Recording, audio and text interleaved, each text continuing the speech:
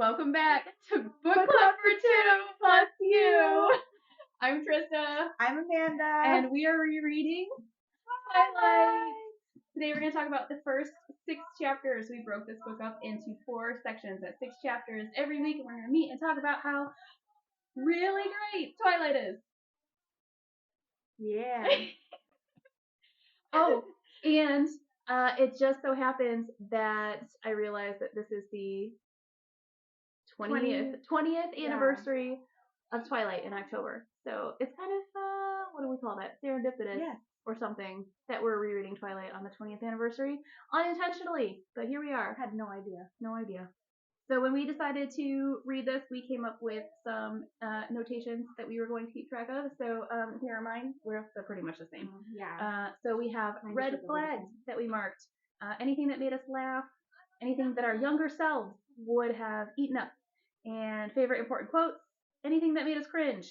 We're going to call it romance. We know there's no romance in here. And then any other miscellaneous important notes that we came across. And that's mine. First 6 chapters. With your legs. Yeah. Okay. Not much happened. Nope. I'm interested to see if we marked the same things, I'll be honest. Yeah. Literally why I took as many notes as I did, because I was like, I wonder if Trista's thinking the same thing, because everybody jokes that we're the same person. That's what I know. We will see the Bible verse, and I annotated it with cringe. Wait, was it cringe or laugh out loud? No, laugh. Oh, okay. And I still love that first line. I even wrote that down. Like, this is still one of my favorite first lines ever. I'd never given much thought to how I would die, though I'd had reason enough in the past few months. But even if I had, I would not have imagined it like this. That's what you don't know why. Yes. We listen and we don't judge. Twilight edition. Small town people get very heated when you call them inconsequential. Yes. The big thing was that what's up with the big words, Bella? Yes, there were a few words in this book where I was like, as a teenager, no, I would never like that. It's like, I know at this point, because I've read them before, she's a vampire. Mm-hmm. Whatever. I'm almost spoilers. Just kidding. Sorry. It's been 20 years. Okay, Grandpa. The first cringe tab for me was when she started describing the way she describes herself, like anything except for being blonde and sporty is disgusting. So like her ideal, Bella's ideal person is blonde and sporty and perky and all of these, like things. But anybody who doesn't fit that mold is like, bleh. She's describes herself as like average pretty for being average, but also like I suck. I'm like, what is that? You need some self-esteem, Bella. Yeah, cringe moment for me. There we go. I quoted foreshadowing, okay? Because the line is literally, no one was going to bite me. No one was going to bite me. She gets bitten. If that is not foreshadowing in a vampire book, I don't know what it is. I did not catch that. No one is going to bite me. Bella's got stalker syndrome, guys. We're in a cafeteria, and we're close enough that if she smells that strong, why isn't he smelling her in a cafeteria or anywhere else in the school? Why have that reaction when she comes into the classroom, which is still surrounded by a bunch of kids who also have BO and smell bad? Says that she was going to have to do something about Mike, because Mike's following her around, or whatever, being nice. Mike is showing her to classes, and Mike is sitting next to her at lunch and having conversations with her, and she's like, I'm going to have to do something about this. Mike, do what? Do what, Bella? Enjoy the fact that he's paying attention to you and being kind. My red flag was her mom. Her mom is friggin' weird. Okay? If you are flying cross-country as a teenager to go with your dad by yourself, what's the first thing you do? Hey, Mom, I got here okay. Everything's great. Okay, but I do that as an adult. Like, flying... As an adult. It is like 3 days. It's like a 3-day. She But gets that's off the worse as a plane. She gets mom. settled. She gets a new truck. She gets the first couple days at school, and then she checks her email. Why isn't her mom calling Charlie? Why isn't her mom calling Charlie and being like, what the fuck?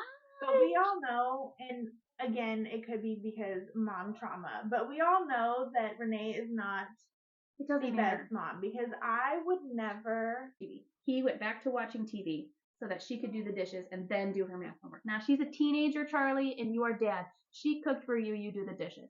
If there's any men watching this, if she cooks, you clean. That's it. Because I don't know, I was bored in chapter 2. Their interaction was just, oh, I don't believe you, but you're smart. Oh, you don't believe me? I'm smart. Like, it pissed me off. Why does she call her dad Charlie? Only in her head, but to everybody else, not to everybody else. To him, she says dad. Well, but everybody else, she calls her Charlie. I know she corrects herself, but dad. Yep. So I want to know what he did that she feels like she has to do that. I don't know. It just seems like a weird choice. Like, who wrote this? Stephanie Meyer. Did Stephanie Meyer really just want to call her parents by their first names, and this was like a way to do it without actually doing it? I don't know. It just seems weird. Mike's puppy dog behavior is literally what it says. Mike's puppy dog behavior. And my note was, oh, please, Bella, if I had 2 boys fawning over me in high school, I would have eaten that shit up. But it's about to be 3 boys. Yeah, what's your problem? That's what it says. Shut up and enjoy it, dummy. No, mine was the whole, like, him saving her, like, she sees him across the parking lot, and then suddenly he's there, and she's, like, in slow motion, hearing the crashing, and she's knocked to the ground, but she's not hurt, she's not dead, and I'm like, oh my god, he saved her life. He saved her life, and younger me, yep, I was all for it. Like, man, this is where I really started to fall for Edward, because I was like, this guy is a jerk, but he saved her life. Gaslighting. This is where the gaslighting starts. Yeah. Where he says, I was standing right next to you. I don't know what you're talking about. And she's like, what are you talking about? And then Tyler drives by in the van and it's like, oh, he was there? I thought he was across the parking lot. He's like, they even talked about it right next to you in the ER, right? He was like, I didn't see him anywhere near you, because she's covering for Edward in the ER. In the year of 2025, we do not gaslight people. We don't cover for them either. Like, if you're bullying me, I'm calling your ass out. Like, do not be mean to others. We do not condone bullying. Real, because this is dark romance. This is dark romance light, where he's a jerk right to your face, and you're still like, okay. The amount of gaslighting in this chapter is like, but I wrote down, it's Oprah crazy. You get some gaslighting, and you get some gaslighting, and everybody gets gaslit.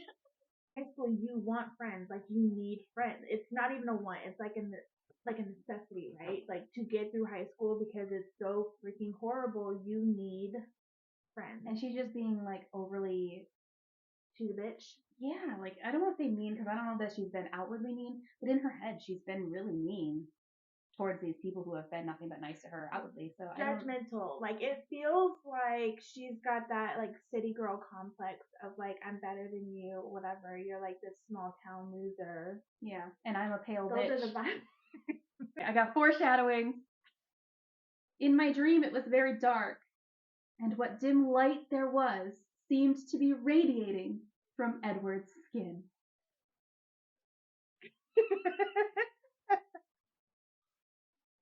So say it with me. This is the skin of a killer, Bella.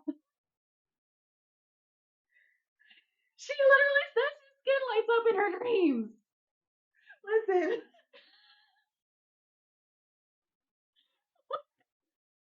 I'm so happy that I do not pick up on these things. I still, as an adult, did not pick up on that. I'm done. IQ, like, 12. Okay.